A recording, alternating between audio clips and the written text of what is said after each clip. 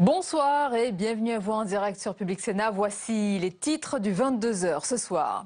Le chômage augmente pour le 3e mois consécutif avec 8 900 demandeurs d'emploi en plus pour janvier. C'est une déconvenue pour le gouvernement qui mise tout désormais sur le futur pacte de responsabilité. Analyse et réaction dans ce journal. Classe politique au bord de la crise de nerfs. La majorité comme l'opposition font preuve d'une grande fébrilité à l'approche des municipales. L'UMP a boycotté aujourd'hui les questions au gouvernement à l'Assemblée après les déclarations de Manuel Valls sur le passé du député Claude Goasguen. Invectives et récriminations se multiplient. Analyse de ce climat particulier avec le club d'éditorialistes du mercredi.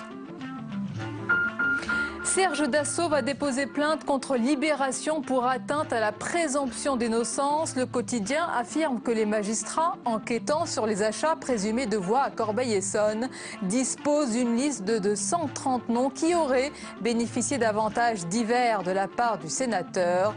Les détails à suivre. Et comme tous les jours, direction le salon de l'agriculture qui se poursuit avec un coup de projecteur ce soir sur les enseignes de la grande distribution alimentaire qui tentent, vous allez le voir, de mettre en avant leurs pratiques responsables. Reportage tout à l'heure.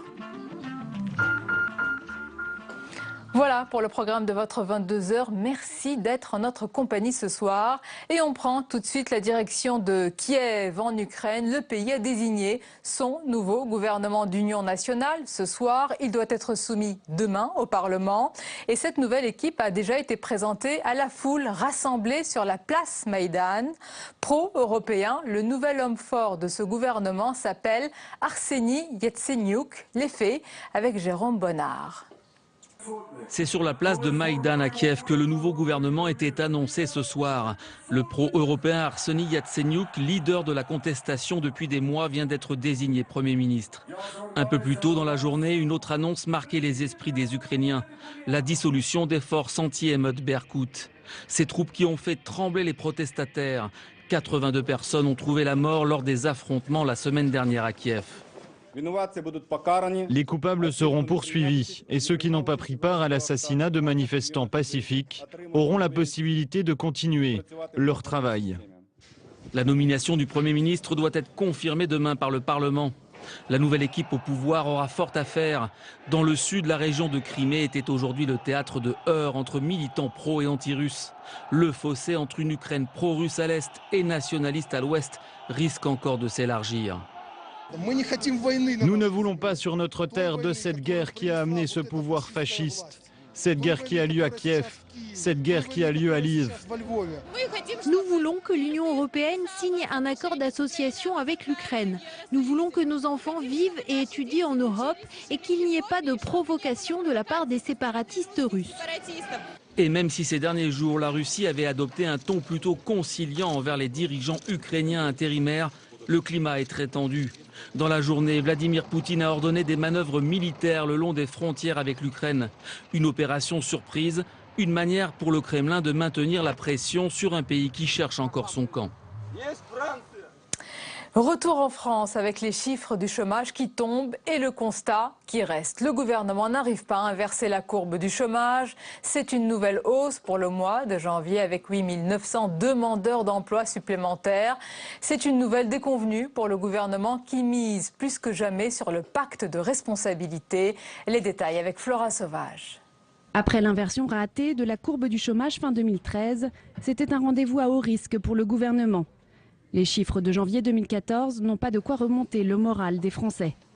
Le chômage augmente de 0,3%, ce qui représente 8 900 demandeurs d'emploi supplémentaires. Le nombre de nouveaux inscrits à Pôle emploi a continué à grimper début 2014. Leur nombre atteint le niveau record de 3,31 millions d'après le ministère du Travail. Des chiffres qui ne sont pas bons pour le gouvernement à un mois des municipales. Après cette annonce, le ministre du Travail, Michel Sapin, a souhaité qu'il y ait moins de chômeurs fin 2014. Il a estimé qu'il fallait centrer les efforts sur les seniors qui paient le plus lourd tribut. En plus de son arsenal d'emplois aidés, le gouvernement mise maintenant sur le pacte de responsabilité proposé au patronat. avec l'allègement du coût du travail pour favoriser les embauches, arme ultime pour lutter contre le chômage. Et l'opposition fustige ce soir l'échec du gouvernement. Le Premier ministre, quant à lui, défend la politique de son gouvernement et affirme que la bataille contre le chômage se gagnera sur la durée. On écoute la réaction de Jean-Marc Ayrault et puis celle du député UMP Bruno Le Maire. L'inversion, c'est pas sur un mois que ça se joue, c'est durablement.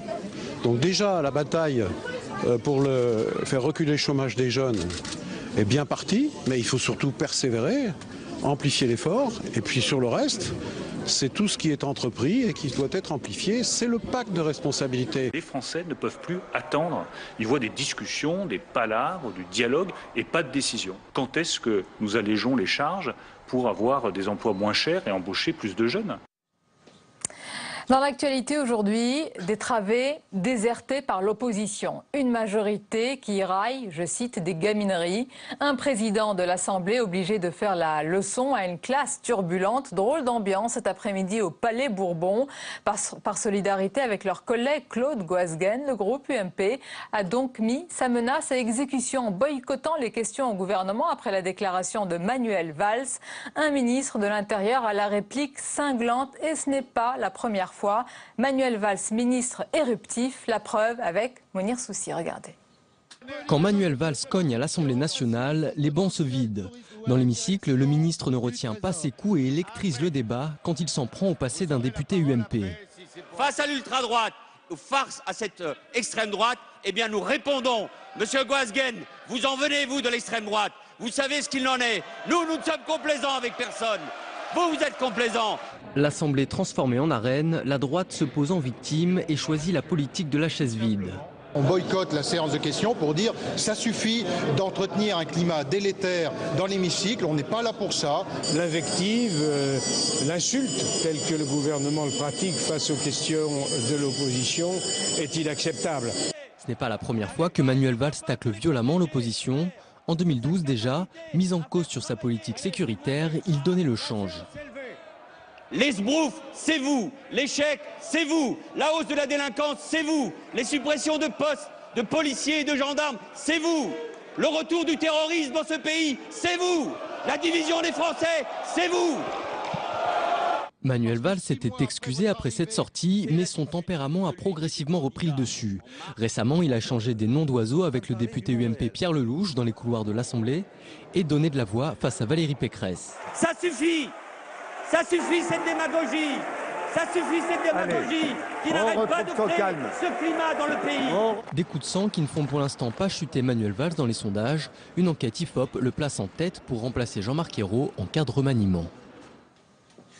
Serge Dassault va déposer plainte contre Libération pour, je cite, atteinte à la présomption d'innocence. Le quotidien a affirmé aujourd'hui que les magistrats enquêtant sur les achats présumés de voix à Corbeil-Essonnes disposent d'une liste de 130 noms qui auraient bénéficié d'avantages divers de la part du sénateur. Les détails avec Julien Cholin. État d'urgence à Corbeil-Essonnes. Cet après-midi, Carlos da Silva, candidat socialiste à la mairie, s'est adressé à l'État. Il demande à ce que la préfecture organise elle-même l'élection municipale du mois prochain. Pendant ce temps, l'étau judiciaire se resserre sur Serge Dassault. Que lui reproche-t-on? Les accusations portent sur les élections municipales de 2008, 2009 et 2010. Ce matin, le quotidien Libération a publié un document jugé accablant, retrouvé au domicile de l'avionneur. Une liste informatique d'environ 130 noms. Sur ce tableau, des sommes versées et des commentaires, stages, permis, des cadeaux en nature, la preuve, selon le journal, d'un système d'achat de voix fomenté par et pour Serge Dassault. Le sénateur UMP a porté plainte contre le quotidien. Problème, la publication de ce document intervient à un moment clé de la procédure judiciaire. Les juges chargés de l'enquête accumulent les témoignages. Parmi eux, celui de Mamadou Kébé, un intermédiaire clé, serait particulièrement accablant.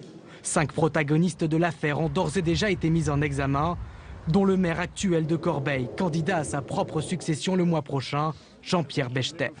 Serge Dassault, lui, a été entendu la semaine dernière lors de sa garde à vue.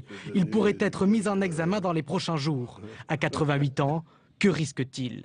Le code électoral prévoit jusqu'à 2 ans d'emprisonnement pour toute personne ayant participé à une tentative d'achat de voix. L'inéligibilité n'est pas systématique, elle est à l'appréciation du juge. Problème, la procédure pénale est extrêmement longue. Exemple avec l'affaire Tiberi, elle n'est toujours pas jugée et pourtant, la première plainte avait été déposée en 1997. Et comme tous les jours, direction à présent le salon de l'agriculture qui se poursuit avec un coup de projecteur ce soir sur les enseignes de la grande distribution alimentaire qui, vous allez le voir, tentent de mettre en avant leurs pratiques responsables. C'est un reportage de Samia Dechir.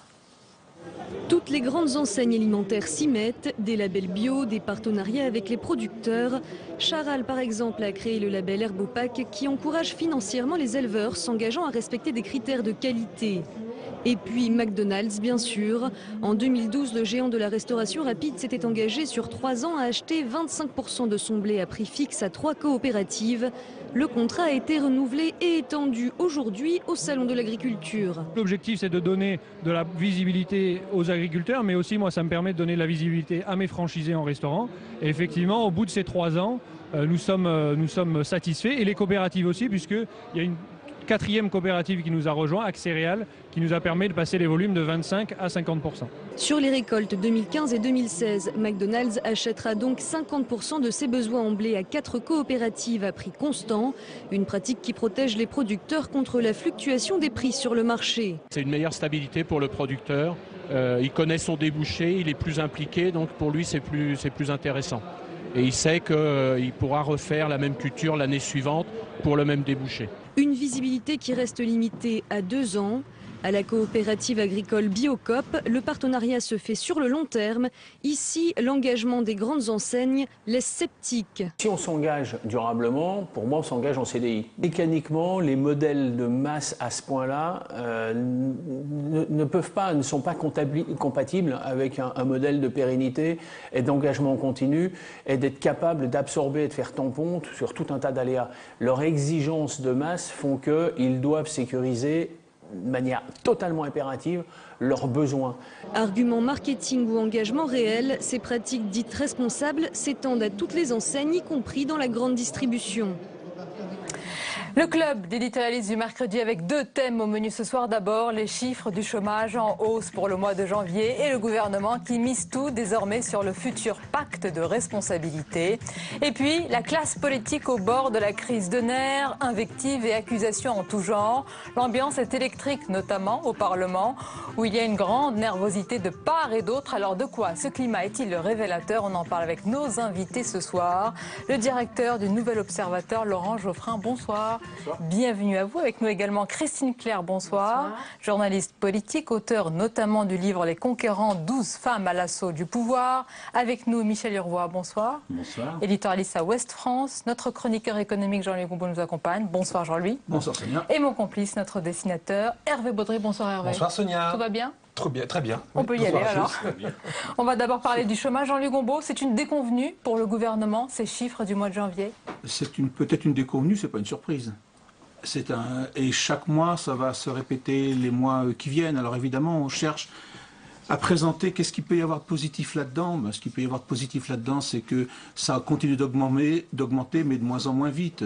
17 000 en novembre, 10 000 de plus en décembre, 8 900 pour le mois de janvier. Donc ça continue d'augmenter moins en moins vite. Si on prend les chiffres sur longue période, évidemment, ça là aussi, on voit que ça augmente moins vite, puisqu'au premier trimestre, on était à 1000 chômeurs de plus par jour. Au deuxième trimestre, on était à 500 chômeurs de plus par jour.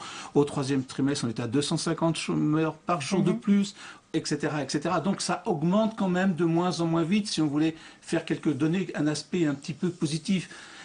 La question, évidemment, c'est que les gens ne voient pas ça, ils voient que ça continue d'augmenter, que le gosse ne trouve toujours pas de travail, que le père, plus de 50 ans, il est au chômage, puisque le chômage des seniors augmente 3 fois plus vite que la moyenne, c'est assez considérable. Oui. Et donc, la question va se poser tout au long des mois qui vont venir pour 2014. Justement, Laurent Geoffrin, dans ce contexte, le discours politique, il est encore audible, crédible, quand on a promis l'inversion de la courbe du chômage? Et il est de moins en moins, c'est vrai, oui, bien sûr. Mais enfin, il faut garder confiance.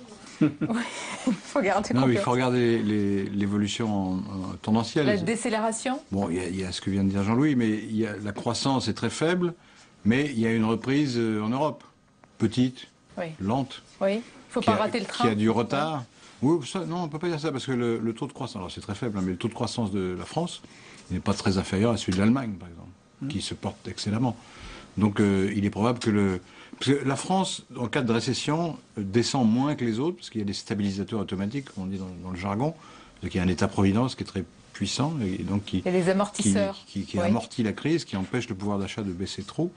Donc la production continue à peu près de manière stable, mais alors ça repart très lentement, ça repart plus lentement que dans les pays qui ont une purge brutale. Donc patience. Donc patience, espoir. Alors il y a la situation économique. Oui, Christine. Laurent tient presque un langage à la Michel Sapin ou à la François Hollande, c'est-à-dire bon, ça va pas bien, mais ça pourrait être pire, et puis finalement ça va empirer, mais un peu moins vite, quoi. Oui, mais enfin ce qu'on oublie, c'est d'abord derrière tous ces chômeurs, il y a des êtres humains. Moi, je pense là aux ouvrières des Madeleines. Là, bon, c'est des drames humains, c'est des gens qui travaillaient dans une entreprise depuis des décennies, qui sont attachés. Et puis autour d'elle, il y a un village ou une ville, il y a des petits commerçants. On n'en parle pas assez quand une entreprise ferme, mais c'est tout ce qu'il y a autour. C'est le boulanger, le boucher, la supérette, et tout ce qui va avec. Peut-être les agriculteurs du coin qui vont bien moins se porter aussi. Alors on est toujours là, on a attendu la croissance des États-Unis, la croissance de l'Europe. Et pour le moment, quel est le vrai moteur de la croissance? Le vrai moteur de la croissance, ça devrait être l'invention, ça devrait être la créativité. Ça devrait être comme les Allemands, de créer des produits à haute valeur ajoutée et qui nous donnent un plus à l'exportation. C'est pas évidemment d'abaisser nos prix indéfiniment pour devenir concurrents du Bangladesh. En tous les cas, comme le dit Laurent Geoffrin, c'est ce que dit le gouvernement, il ne concède rien et préfère mettre en avant les futures mesures engagées, comme le pacte de responsabilité. Michel Hervois, c'est vraiment ce pacte qui est la clé? Selon les dires du gouvernement. Oui, peut-être. Avant cela, il faut quand même dire que l'économie ne crée pas d'emplois. Oui. Même si les choses pourraient être pires ou si elles vont un peu moins mal, il y a le traitement social qui l'explique largement, mais il n'y a pas de création d'emplois et c'est quand même ça le premier critère.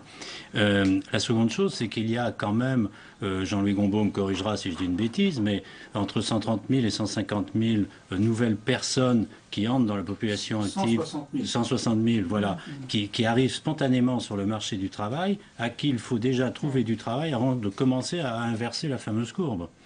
Et la troisième chose, bah oui, c'est le pacte de responsabilité. Ça peut évidemment marcher si la négociation est rapide, efficace, mais on a le sentiment est en train de s'installer que les décisions qui sont prises ne produisent pas d'effet. Et politiquement, je pense que c'est quelque chose qui est compliqué à gérer. Le sentiment de défiance. Voilà. Et on entend toujours parler de mesures qui, en soi, sont intéressantes, sont porteuses de choses prometteuses, des pactes de ceci, des plans de cela, etc. Et on ne voit pas de concrétisation. Et je pense que là, l'opinion, elle se dit, mais il se passe quoi? Il ne se passe rien. Donc, oui, parce qu'en théorie, Jean-Louis Gombault, le pacte de responsabilité, baisse des charges pour l'investissement, pour embaucher, ça peut marcher sur le papier, mais concrètement, quand est-ce qu'on va percevoir les fruits? D'abord, il faut savoir que ce fameux pacte de responsabilité, M. Hollande l'a dit à sa conférence de presse, commence en 2016. C'est-à-dire qu'en fin de compte, là, jusqu'en 2016, on vit avec le CICE, c'est-à-dire le contrat initiative emploi, je ne sais plus très bien ce qu'il y a derrière ces syllabes. Donc, et là, vous avez peut-être 20 000, 30 000 emplois possibles derrière ce type de contrat. Des 20 000, 30 000 emplois par rapport aux 160 000 qui viennent, qui vont rentrer, ça ne vous permet pas de compenser. Vous avez les 100 000 emplois jeunes, qui vont également se confirmer en 2014, vous n'arrivez toujours pas à absorber les 160 000 qui arrivent sur le marché du travail.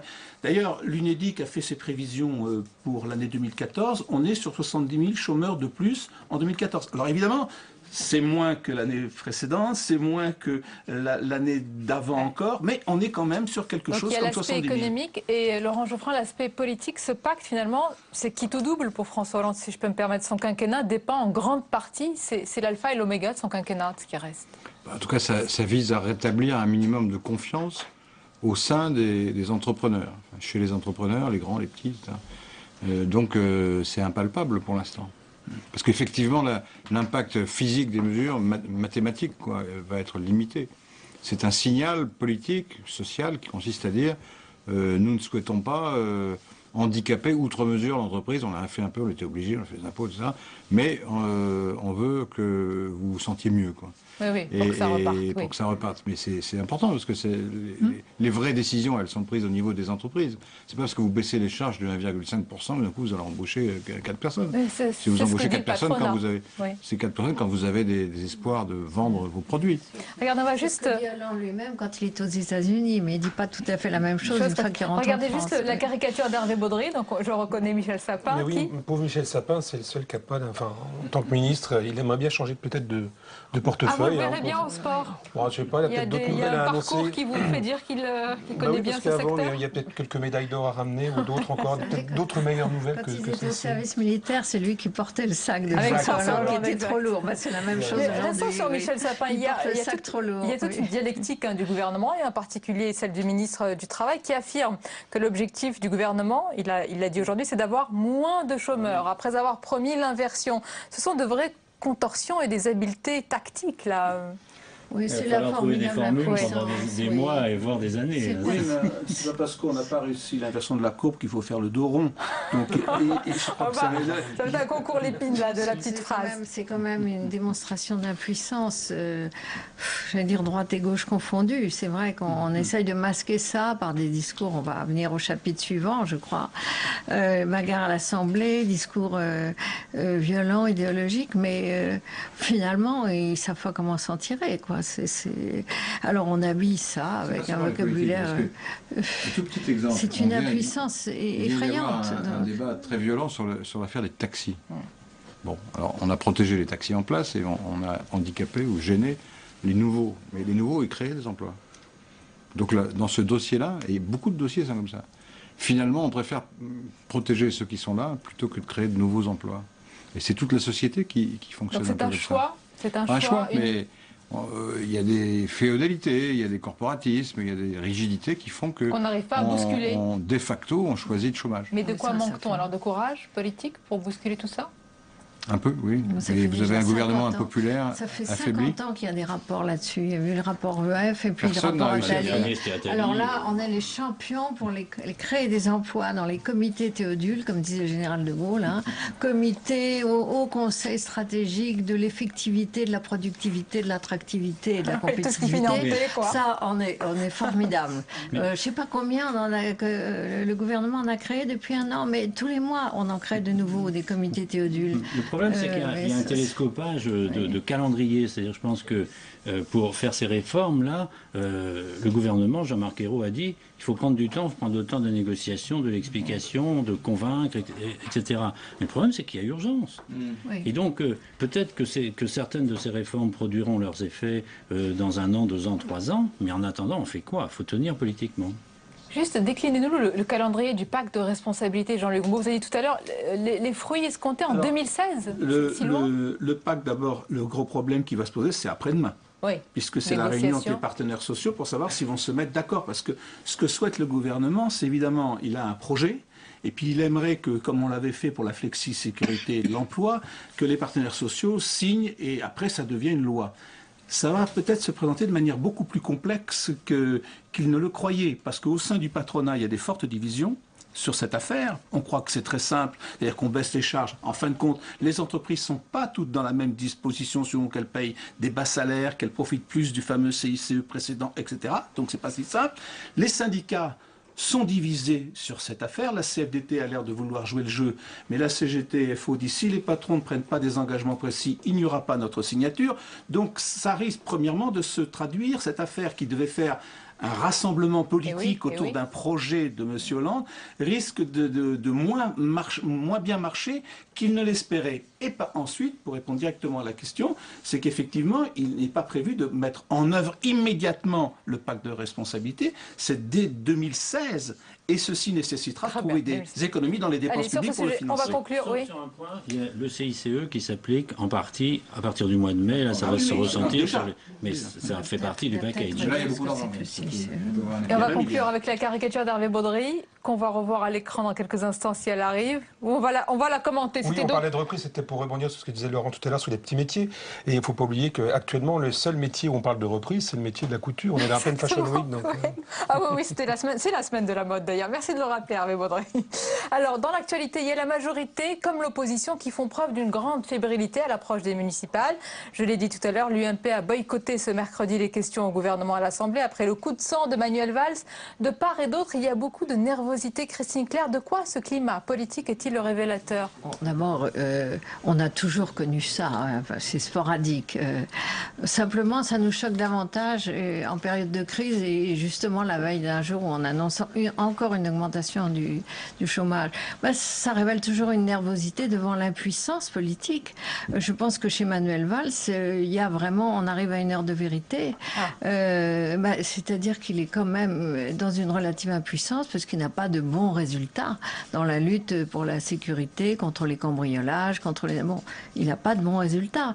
En outre, évidemment, il a été critiqué par la façon dont il a géré les manifestations. Est-ce qu'il a été plus sévère avec les excités de droite ou avec les excités de gauche? Bon, c'est selon, mais de toute façon, c'est pas brillant de voir une grande ville saccagée. Éruptif, hein, donc il est éruptif et en plus, véhémente. il a besoin de démontrer qu'il est à gauche. Ça, il le répète sans arrêt aux journées du PS l'été dernier. Je me rappelle, le ministre de l'Intérieur, parce qu'il parle quelquefois de lui à la troisième personne, est de gauche. Bon, il a besoin de le prouver. Donc plus il agresse la droite, plus il a l'impression d'être de gauche, parce qu'il est vrai que sa popularité est quand même fondée surtout sur les bonnes opinions des électeurs de droite, donc ce qu'on lui reproche à gauche. Donc il espère faire d'une pierre deux coups. C'est un peu un grand théâtre où justement il faut un petit peu mettre une pincée à droite, une pincée à gauche. Michel Hervois. Oui, vous parlez de théâtre, vous avez raison, parce que je pense qu'il y a quand même une partie assez artificielle. Regardez d'ailleurs juste. Même du Wagner, la chevauchée de Valls qui n'arrive pas. C'est très bon. Oui, il y avait une partie assez théâtrale à l'Assemblée. J'y étais hier et aujourd'hui. Personne n'est dupe. Bon, bien sûr, Manuel Valls a sa propre stratégie. Il a besoin de s'afficher de telle ou telle manière.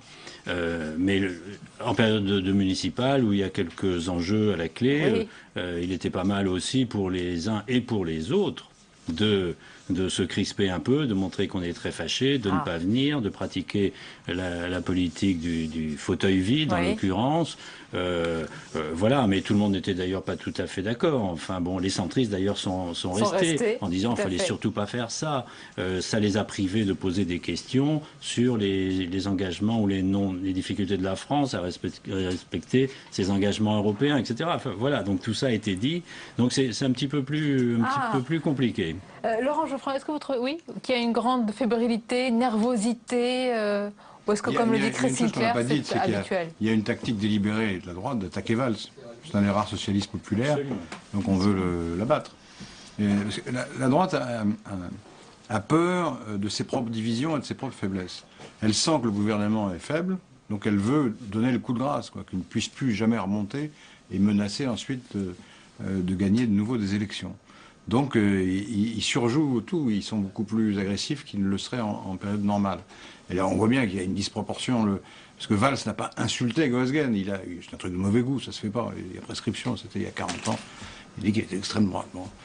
Il ne l'est plus depuis longtemps. Je suis maladresse pour vous.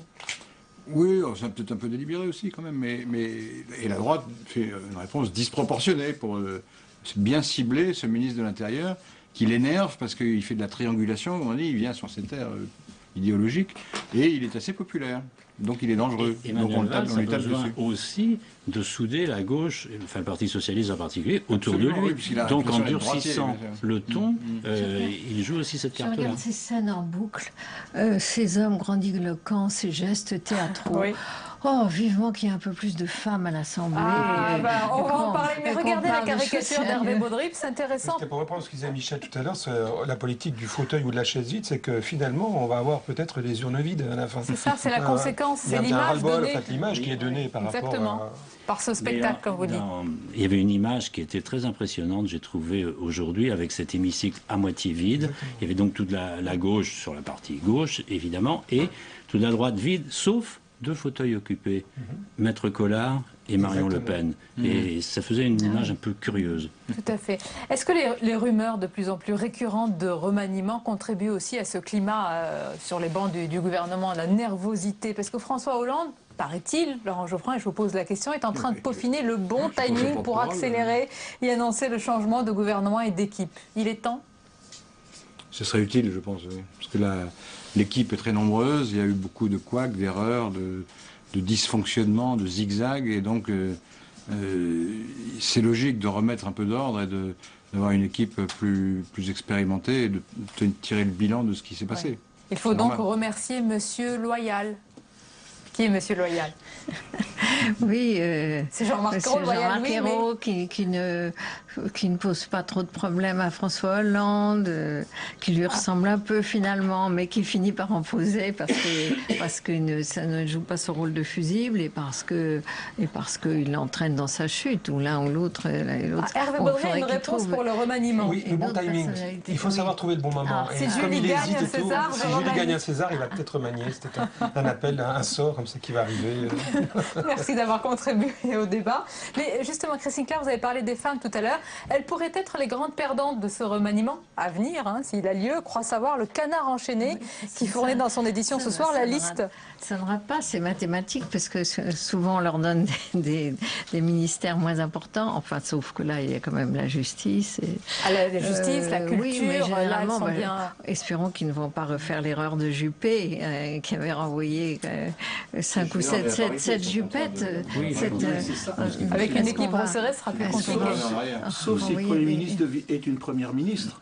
Parce que c'est une hypothèse qui traîne un petit peu dans les couloirs. Et évidemment, ça peut tomber quadruple. Le problème d'un remaniement, à mon avis, c'est qu'il n'y a aucun membre de l'équipe de M. Ayrault qui a montré quelque chose d'important, qui a pris du poids. Lequel ministre? Est-ce que Madame Taubira a une personnalité, mais vous ne la voyez pas? J'allais vous demander quelles sont les grandes décisions et les révélations. C'est ça le problème, c'est que donc il ne peut pas choisir au sein de l'équipe quelqu'un qui aurait fait des preuves, qui aurait montré une force particulière. Laurent Fabius quand même. Oui, mais il ne veut pas. Unanimité sur ce nom. Regardez juste la caricature d'Hervé Baudrier. J'ai une petite idée, on parlait de M. Loyal, mais on peut parler de Mme Royal aussi. Et donc elle peut éventuellement remplacer 4 Hollandettes. Elle peut faire le travail, le job pour 4, je crois. Elle a vraiment envie. Oui, Michel Herbois. Un Premier ministre, il tient sa légitimité de 2 choses, la nomination par le président de la République, qui est une chose, et puis, deuxièmement, il est chef de la majorité. Or, c'est là où c'est peut-être plus compliqué, c'est qu'il faut trouver quelqu'un qui soit capable de tenir soudé des sensibilités extrêmement disparates, pour ne pas dire conflictuelles. Et je pense en particulier aux écologistes. Donc, voilà, c'est une perle rare. On voit bien l'épisode de l'Assemblée nationale hier et aujourd'hui montre que Manuel Valls est quelqu'un de très clivant. Les écologistes disent eux-mêmes, si c'était lui, la question de notre maintien se pose avec un peu plus d'acuité. Depuis le temps qu'ils disent ça, qu'ils ne partent pas. Mais ils disent on préfère Ayrault. Oui. C'est plus facile de discuter avec Jean-Marc Ayrault. Mais peut-être qu'il y aura une heure de vérité avec le pacte de responsabilité qui sera soumis au Parlement. On le vote, on ne le vote pas, et les Verts seront soumis aussi. Avec les élections. Si les Verts font un très très petit score aux européennes, à ce moment-là, se posera la question de leur poids dans la majorité. C'est une question, vous avez raison, qui se pose souvent. Oui. Alors, messieurs, madame, on va poursuivre notre club d'éditorialistes. Et comme tous les mercredis d'abord, on va regarder la revue de presse de vos hebdos avec l'Ukraine. Vous allez voir à la une bien de l'Express avec le défi du pays. Une nation déchirée, les manœuvres de Poutine et les leçons de l'Europe. Voici cette une du Nouvel Observateur. Laurent Geoffrin. Et puis, il y a également l'Express, le voici, le défi de l'Ukraine, je le disais, nation déchirée, les manœuvres de Poutine, les leçons pour l'Europe. Et je voulais vous poser une question sur ce nouveau gouvernement ce soir qui a été annoncé, et d'une manière assez particulière, puisque c'est la foule qui l'a adoubé quelque part. C'est particulier. Les gens sont battus, il y a beaucoup qui sont morts, donc ils ont gagné une légitimité par le courage et par le combat. Donc c'est à la rue de donner son consentement sur ce gouvernement. En l'occurrence, oui. C'est la rue qui a fait l'événement, qui a fait l'histoire. C'est le peuple. Christine Claire, sur le défi, de ce pays? Ce que je trouve très triste, c'est que finalement personne ne veut d'eux parce qu'ils coûtent trop cher. On n'est pas sûr que la Russie veuille de l'Ukraine et l'Europe... L'Europe, elle a oui, voilà, elle a déjà beaucoup à faire. Justement, sur les aides à venir, Jean-Luc Gombault, est-ce qu'on y voit un peu plus clair d'un côté ou de l'autre? Sur ce qui est de l'Ukraine, on ne voit rien de clair. Actuellement, que ce soit les aides, la situation politique, c'est un peu une mascarade quand même. C'est quelque chose qui fait plaisir que la foule vote pour le nouveau gouvernement, mais enfin c'est un peu n'importe quoi. Donc ça montre bien l'état de la situation de ce pays, car cette place n'est pas l'Ukraine, c'est la place de la capitale de l'Ukraine. C'est un petit peu différent. C'est comme si on votait à la place de la Concorde pour le président de la République. Enfin, c'est sur ces gens-là que la police tirait quand même. Oui, non, ce sont des martyrs, mais ce n'est pas le peuple ukrainien. C'est un il y aura des élections de toute façon. Oui, d'accord, mais oui, d'accord. En France, on a fait ça avec la Martine et sur la place de l'Hôtel de Ville, c'était la même chose. C'est possible. Bon, un élément de culture qui me manque. Michel Hervois. Mais je pense que c'est extrêmement difficile de poser une affirmation dans la situation actuelle. L'enjeu stratégique est tellement énorme entre la Russie et l'Europe que le scénario le plus, comment dire, le plus redoutable, le plus redouté, c'est que l'Ukraine, et surtout les Ukrainiens, en fassent les frais d'un abandon, qu'entre les deux, ce soit eux qui subissent massivement la pauvreté et toutes la délinquance et corruption, etc. Et nous le verrons. Et ce nouveau gouvernement sera donc soumis au Parlement demain. Alors la suite du club d'éditorialistes dans un instant, avec à venir notre sondage spécial municipal pour le 5e arrondissement de Paris. Vous allez le voir, ça chauffe à droite.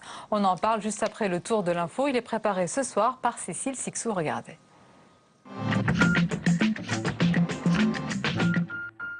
La tension monte en Turquie. Par centaines, les manifestants sont descendus dans les rues d'Istanbul et d'Ankara à l'appel de l'opposition turque. Ils dénoncent un gouvernement corrompu et demandent sa démission. Je suis là pour dire stop à tant de vols et tant de corruption. Je suis là pour mes enfants, pour ma femme et mon père. Je suis là pour mon pays. Lundi, un enregistrement sonore a été diffusé en Turquie. Il révèle une discussion entre Recep Erdogan, le Premier ministre, et son fils, où il lui demande de faire disparaître de l'argent. Le chef du gouvernement turc hurle au complot et dénonce de son côté un montage immoral. 1,5 million, c'est le nombre de foyers en France qui ne reçoit toujours pas au robinet une eau de qualité, car trop chargée en pesticides, selon l'association UFC Que Choisir. Soit ce sont des causes agricoles, c'est-à-dire l'utilisation des intrants par les agriculteurs, que ce soit des pesticides, que ce soit des phosphates, on retrouve donc des nitrates, et donc ça va se retrouver dans l'eau. Ou bien l'autre cause, c'est lorsque le traitement de l'eau est insuffisant. Point positif selon l'association, par rapport à sa dernière enquête, il y a tout de même une amélioration. 280 000 foyers supplémentaires reçoivent désormais une eau conforme. Ras-le-bol, le président de la région Pays de Loire pousse un coup de gueule. Dans un courrier adressé au président de la République, Jacques Oxiette demande l'application des décisions de justice sur l'évacuation du site de Notre-Dame-des-Landes. Il souhaite que les opposants au projet soient délogés de la future zone aéroportuaire. Il y a 4 jours, les manifestations entre opposants et police à Nantes ont causé des dégâts estimés à 1 million d'euros. Un passage incontournable pour le président d'une assemblée qui représente les territoires. Comme chaque année, Jean-Pierre Bel, le président du Sénat, était présent au Salon de l'Agriculture. Je le fais avec un plaisir que vous n'imaginez pas, non pas par habitude, mais avec toujours l'envie de découvrir autre chose et surtout de rencontrer les acteurs du monde agricole. Le Salon de l'Agriculture, à lui tout seul, il représente tous nos terroirs. Nous y sommes bien sûr très attachés au Sénat.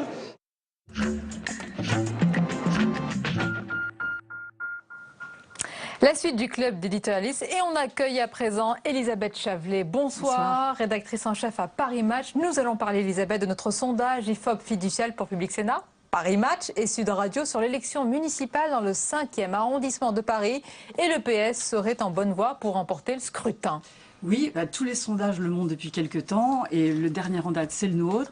Et on voit que le PS l'emporterait au 2e tour dans les 2 cas de figure possibles.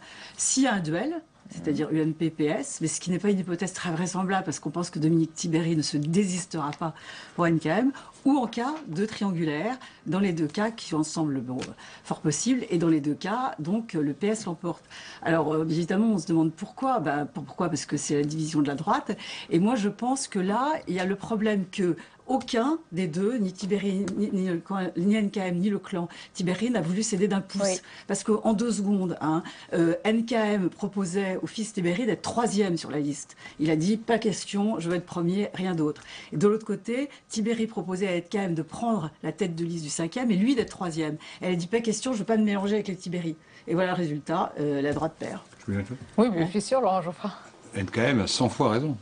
De quoi ? De ne pas se mélanger avec les Tibéri ? Bien sûr. Si elle veut perdre, oui. Mais non, mais c'est des tricheurs. Des tricheurs, ils ont été condamnés.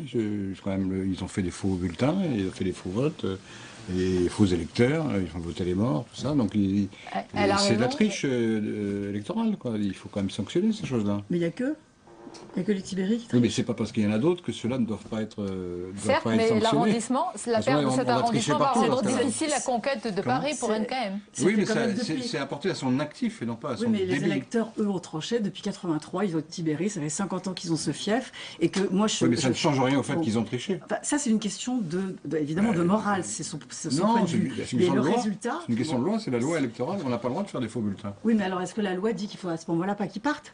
Parce qu'on a le droit de faire élire. Appliquer la loi et ensuite. En tout cas, le 5e arrondissement divise partout. En tout cas, non, mais ce qui est terrible, c'est que si elle perd le 5e, elle perd Paris. C'est évident. Regardez la caricature d'Hervé Baudry. Ça sera certainement aussi la fin du parfum numéro 5 de numéro Tibéri, 5 du 5e. Ah, je ne le connaissais pas. C'est une fragrance d'été. Les effluves Tibéri. Non, merci. Christine Claire, sur cette situation. Oui, on dit toujours Paris vaut bien une messe. Elle a estimé que Paris ne valait pas une messe ou que, en tout cas, garder la pureté de sa ligne, de son âme, de son image était préférable à tout. C'est très courageux. Je ne sais pas si elle pourra. Elle y survivra. Il ne faut pas dire que c'est pas bien. C'est très bien. On ne dit pas que c'est pas bien. Non, c'est-à-dire que c'est finalement le seul exemple en France, parce que j'ai pas l'impression qu'ailleurs il y ait une telle rigueur morale. Pour une fois que quelqu'un fait preuve de rectitude, il faut la saluer. Bon, vous la saluez ce soir. Et qu'en est-il justement de sa campagne ? On a parlé de l'arrondissement, du 5e arrondissement, pour Nathalie Kosciusko-Morizet. Tous les derniers sondages la donnent perdante. Je crois que le dernier, ça donnait quelque chose, c'était assez fort, c'était 56-44. Bon, mais nous, on l'a vu cette semaine à Paris Match, et on doit dire que c'est une battante. Elle dit, je suis une battante, je suis combattante. D'ailleurs, elle fait partie des conquérantes dans votre livre, Christine Claire. Oui, mais c'est quelqu'un qui ne lâche rien. Et elle dit, de toute façon, ce ne sont pas les médias, ce ne sont pas les sondeurs qui font l'élection, ce sont les Parisiens. Alors les Parisiens, elle les travaille au corps, elle est toute la journée, 16 heures par jour sur le terrain. Et elle a reçu un soutien de poids aujourd'hui, celui d'Alain Juppé. Celui d'Alain Juppé, qui la soutient. Bon, alors les Parisiens... Elle a reçu celui de Nicolas Sarkozy. Oui, bien sûr. Et celui de François Fillon aussi. Alors elle dit, les Parisiens décideront. Le problème, c'est qu'elle a beaucoup d'atouts, mais ce qu'on dit, c'est qu'elle a tout, sauf 2 qualités qui sont quand même un petit peu nécessaires. Lesquelles ? C'est une certaine modestie et pas mal d'empathie. Alors la modestie, c'est pas quelque chose de très partagé chez les politiques, mais l'empathie, c'est quand même un peu indispensable. Et elle n'arrive pas à accrocher. Elle a beaucoup de distance. C'est pas quelqu'un, même quand elle va serrer les poignes, même quand elle va avec les clochards fumer une clope, ça paraît pas vraisemblable. Voilà. Le manque d'empathie. C'est ça, la grande faiblesse. Elle a un peu de mal à se mettre, mais vous savez, à se mettre à la portée. C'est vrai qu'un marchand de fruits et légumes, j'ai suivi sur un marché, elle va parler d'un poème d'Apollinaire à un marchand de fruits et légumes. Bon, alors c'est vrai que... Ah oui, effectivement. Oui, mais d'un autre côté, on peut aimer aussi quelqu'un qui lui donne un peu de hauteur, on peut aimer et regarder la caricature d'Hervé. Oui. En tout cas, elle joue cette carte-là. NKM qui change de look et qui ressemble un petit peu. Elle change la nouvelle coiffure, donc elle J'ajoute une dernière chose, c'est qu'elle compte quand même pour être élue, parce qu'elle croit toujours sur un phénomène qui est celui du vote sanction et de l'abstention massive, donc qui pourrait très bien jouer à sa faveur. Le dernier mot ? Oui, non, mais si on se souvient des sondages qui lui étaient appliqués il y a plusieurs mois, c'était carrément catastrophique. Personne n'imaginait même qu'elle pourrait... Donc là, elle remonte la pente, et mais donc, elle a est-ce que ce remonté. sera Dans la dernière suffisant? période, C'est la grande question. C'est vrai, On le verra. L'écart se pose à nouveau. Rien n'est joué. Rien n'est joué, c'est une belle conclusion. Merci beaucoup. Merci d'avoir été nos invités. On arrive à la fin de ce journal. Merci à vous, surtout de votre fidélité. Merci Hervé Baudry. Merci. À mercredi, tous les mercredis à venir. Et tout de suite, c'est l'émission Déshabillons-les. On se retrouve demain avec plaisir. Et on va clore ce journal en musique avec un hommage au maître de la guitare flamenco. Il s'agit bien sûr de De Lucia, décédé aujourd'hui d'une crise cardiaque à l'âge de 66 ans au Mexique. Écoutez, belle soirée.